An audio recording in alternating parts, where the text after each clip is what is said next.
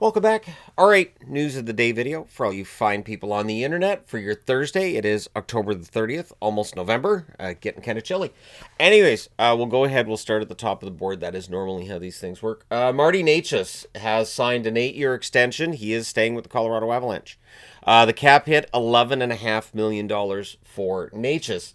Necas has fit in very, very well in Colorado. I've seen a lot of people posting, hey, this is about the same as what they would have to pay Rantanen, which is true, but we've seen a big change in the salary cap over the last 12 months in terms of projections. So it's a little bit less than what Rantanen's getting in Dallas, but this means that Necas isn't going to be going to market, and so there was a lot of talk during July about how this year we were going to see, like in 2026, we'd see a free agent class that was really worth, July the 1st and July the 1st to be great. 2026, that's starting to look a lot less likely, but I mean, we knew that was going to happen, right? So let me know your thoughts on the Necas contract extension. I think he's a very good top six forward. It's the new reality. So for people who want to talk about how no team with however many players making more than 10 million have won a cup, those numbers are going to change over the coming years, where a lot of players are going to get more than 10 million. Maybe that number will become 12 million or 15 million. We'll see.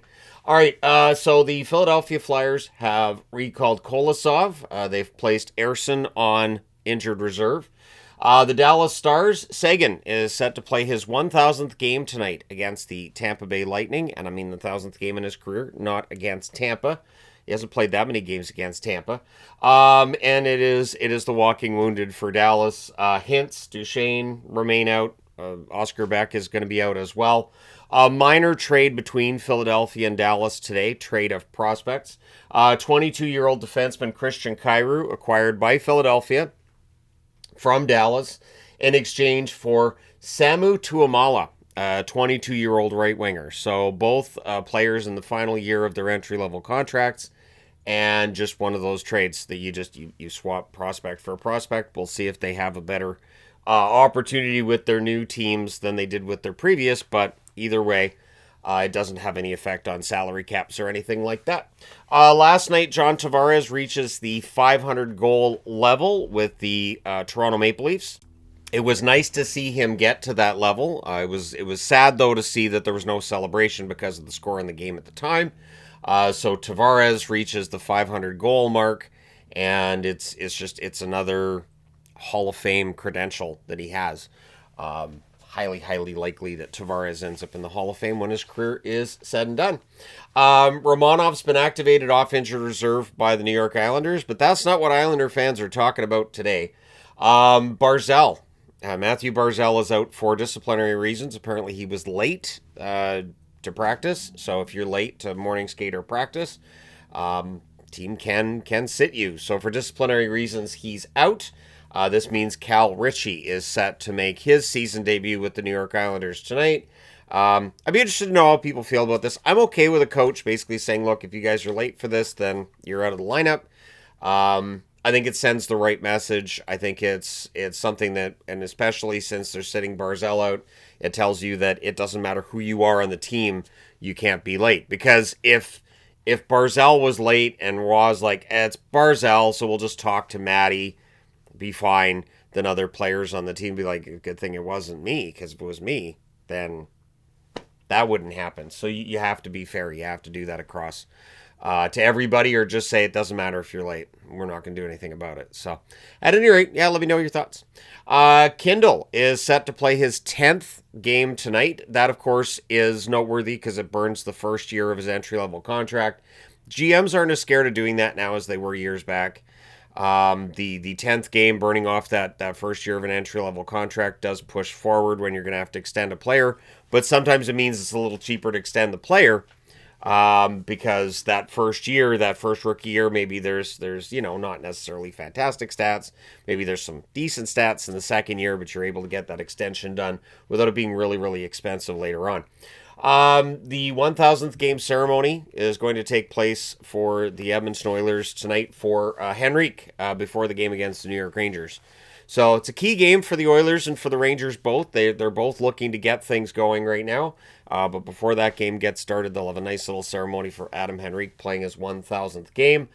Zach Hyman is going to be out for at least another week for the Edmonton Oilers. They really want him back on that top line. He would definitely help the Oilers a lot after the kind of up and down start they've had to have Hyman back in the lineup. We'll see if that takes place.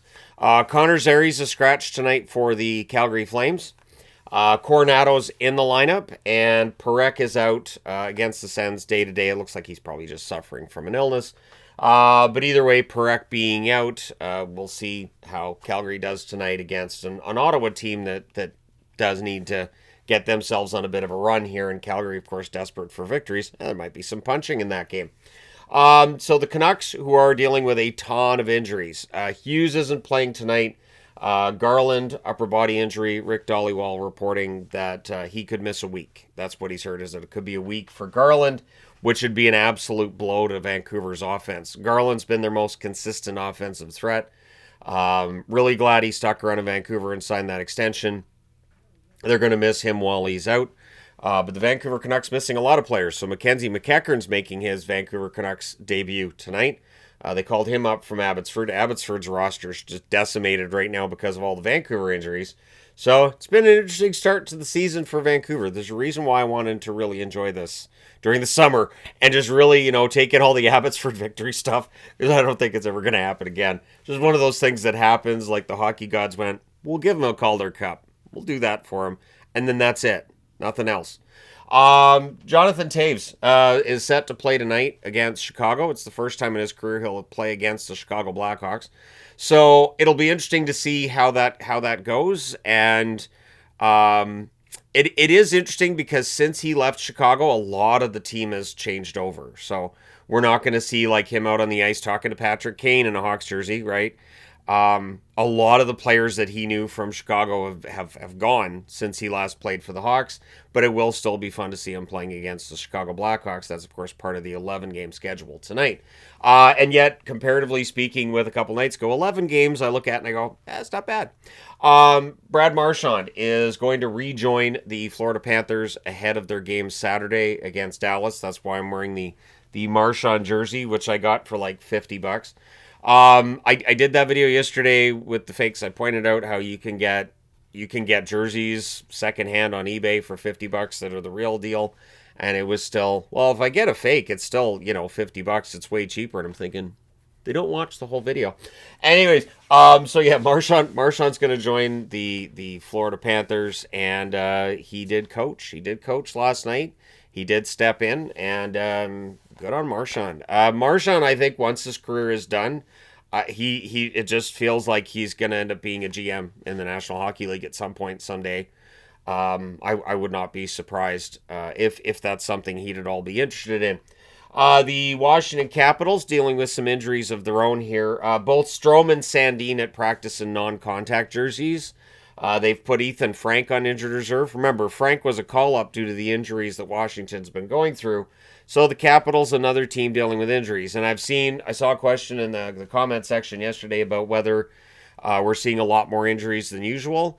I wouldn't say it's more than usual, but we have a very compact schedule, so it's going to feel a little more frequent. And there is the possibility that with so many 3 games in 4 nights, so many back-to-backs, and with so much traveling, that, yes, you're going to end up with guys missing more games than they probably otherwise would.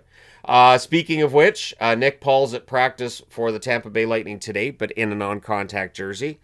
Crozier's in a regular jersey at practice, so it looks like Crozier's a little closer than Paul to returning to the lineup for the Tampa Bay Lightning, but they're still out at this point. There are a lot of injuries, though. It's the reality. And I'm sure that if I scoured enough places on the internet, I could fill another board with just all of the little injuries that are going on. I try to cover the ones that I feel like are potentially consequential to games tonight and that kind of thing. But let me know your thoughts. Hit like and subscribe in the event you may not have done so already. Thank you guys so much for all your support. It's greatly appreciated. I will talk to you again soon.